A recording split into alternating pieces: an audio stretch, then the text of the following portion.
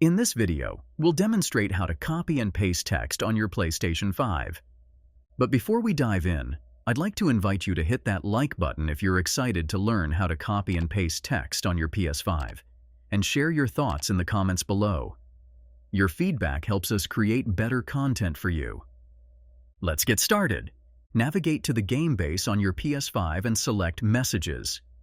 Type a message or choose an existing one.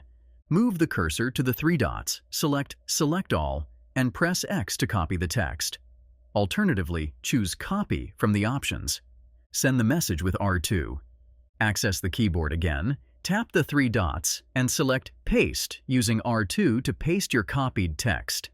You can also apply this method wherever you encounter a text box for input. If you found this guide helpful, please take a moment to like, comment, and subscribe to Media Magnet Guide for more useful content. Thank you for watching. For additional tips and tutorials, visit mediamagnet.business.